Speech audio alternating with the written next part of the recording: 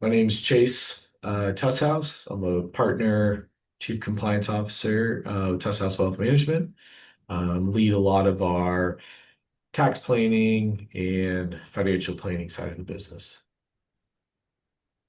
And my name is Blair Tushaus. I am the other partner and brother of Chase Tushaus here in Scottsdale, Arizona, Chief Investment Officer, native to the Scottsdale region.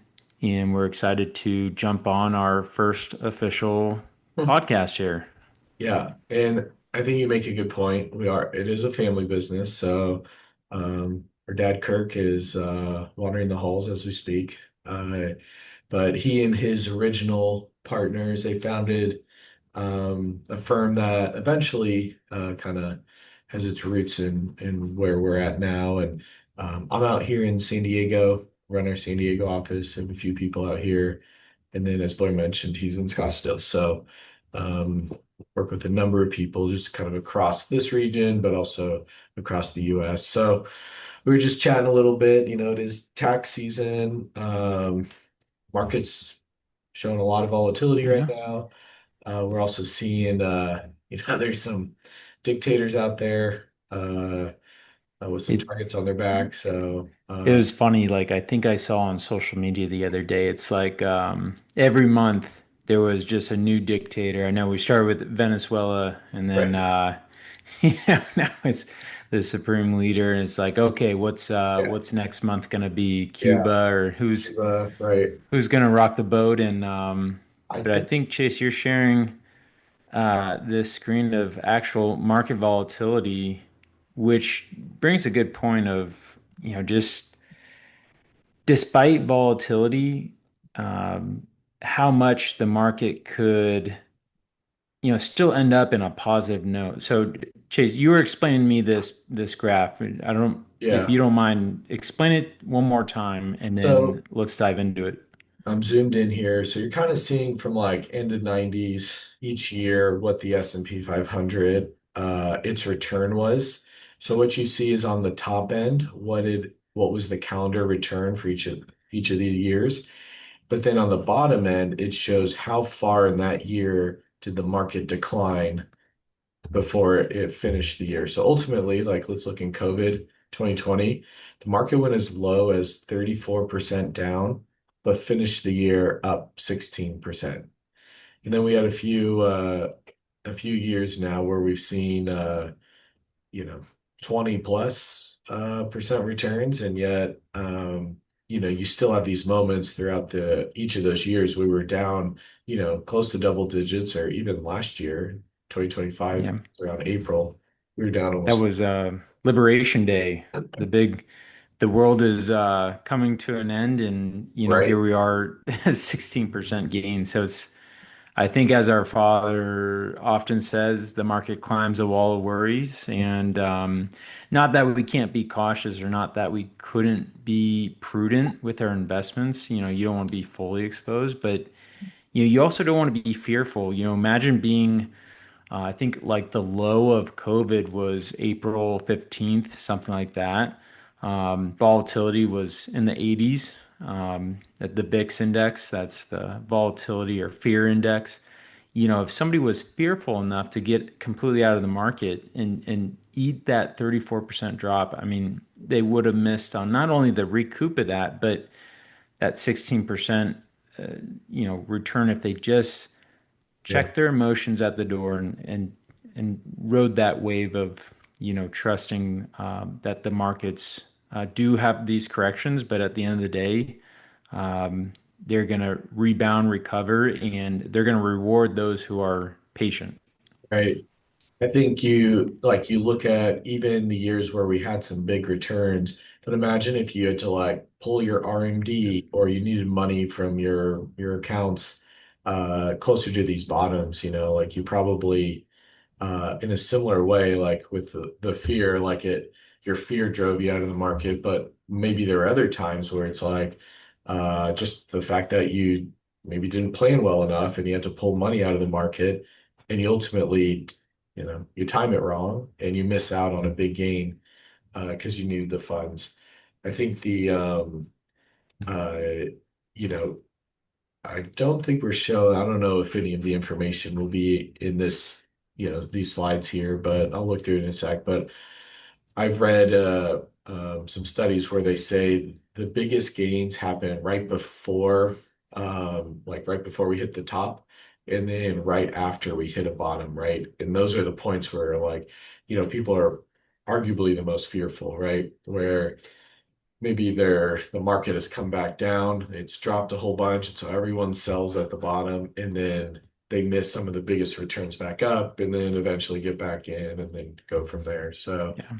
um, That it's there's interesting. even the flip side of that is the people who are fearful that the next COVID's about to happen. And I think Peter Lynch once said, and I read it this morning in a newsletter, more people have lost, there's been more money lost waiting for these corrections or waiting Mhm. for Right, these drops in the market than the money actually lost in these big drops. right.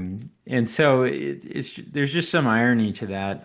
But you brought up a good point. I wanted to ask you, just leading the tax planning work, Mhm. like the RMDs, Roth conversions, like, are these opportunities to do some tax planning, like when things are at a discount and your positions are lower and they're in a qualified account? Like, what's your thoughts on that? Like, Yeah. is there approach to that of converting at a lower, you Mhm. know, cost? Right. So yeah, just to back up a sec. So RMD, I know we've said it a few times, but like, what is it, right? So we have, when we think about our retirement accounts, we have our, there's kind of two versions, right? And I'll just use, even though there's like 401ks, 403bs, TSPs, 457s, et cetera, et cetera. I'll just use IRAs. So we'll say we have a traditional IRA, which is something that when we put money in, we haven't paid taxes on. So it's grown tax free, right? And then it actually isn't grown tax free, excuse me, it's grown tax deferred. And then ultimately, when you go to take that money out, when you take it out at that point, you're being taxed at your ordinary tax rates versus a Roth IRA, which is money you've already paid taxes on. You put that money into that Roth IRA, and then that one actually goes tax free, so that when you pull it out later, you don't have to worry about the taxes because you've already paid them. So the required minimum distribution, you might look at the your traditional IRA and say like, well, hey, if I don't need the money, I'm not going to pull it out, and then I won't have to pay the taxes.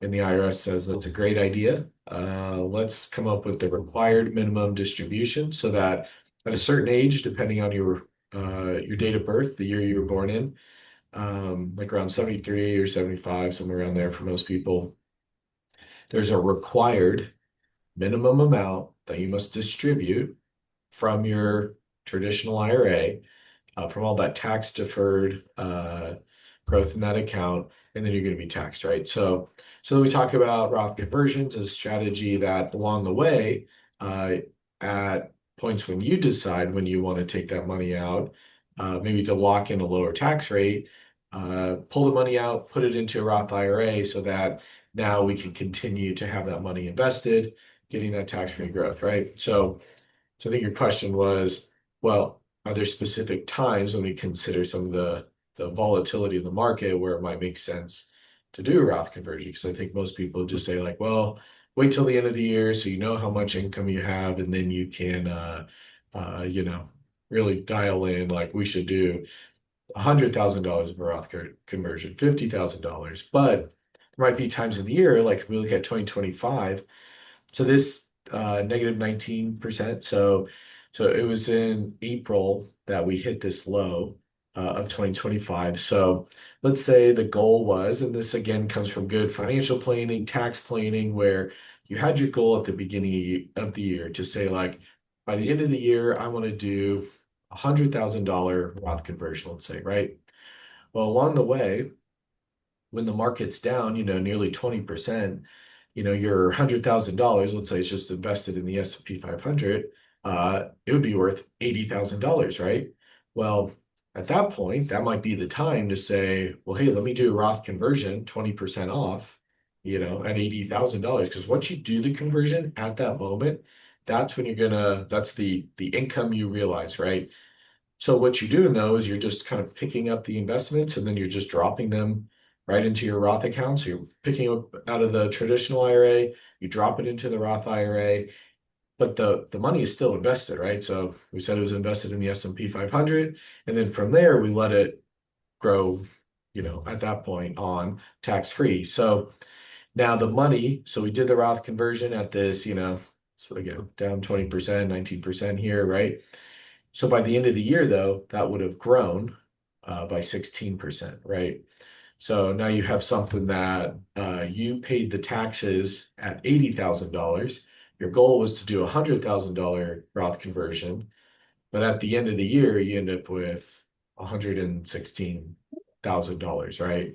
So I think those are the things that, the timing of that is really critical. That's a lot of money now that you saved on taxes also has grown tax free for you. So, Yeah. I mean, yeah, that 80K got converted to the Roth account, and then as it recoups and then gains that 16, it's growing now in that tax-free bucket. It's kind of those little things, year after year that make the big difference.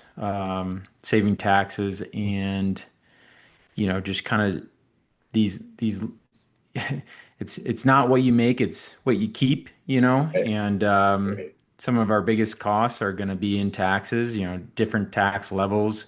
Whereas like you mentioned the difference in all the different types of accounts, like the IRA accounts, those qualified accounts, those are, well, I'll let you explain like the difference between the taxes between that and like, well, long-term gains, like different tax brackets, right? Huge differences. So, it seems like those qualified accounts are going to cost us the most, especially as we get into the RMD years. right.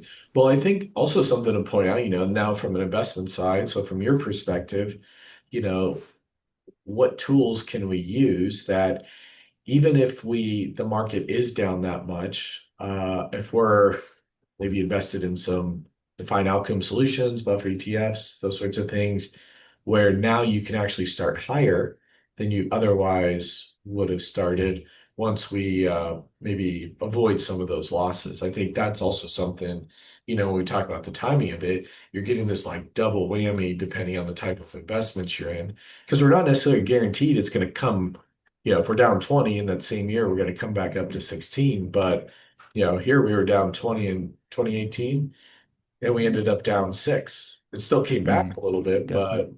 but this would have been a year that if you had maybe some additional protection in your investments, you could have actually broken even or been a little bit above. Because again, we're not necessarily guaranteed that the follow-on return.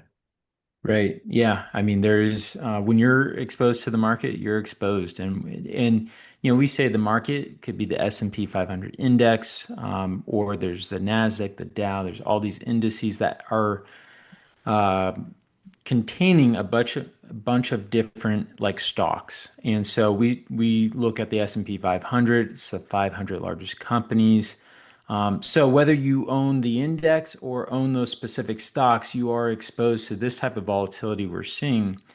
And Chase, as what you alluded to, there are ways to follow those positions, follow that indice, but have levels of protection. So we're seeing all those orange, reddish bars drop down. Well, there's positions that follow this indice, but have what we call some type of defined outcome or buffer against the downside. There is for example, there's a 20% buffer against the S&P 500 every 12 months. So every 12 months, basically every year, if the market goes down, it buffers out up to 20% of the losses. So let's take a look at 2025, for example. Market's down 19%. Let's say, in instance, the market stayed down 19% in a 20% buffer on the S&P 500.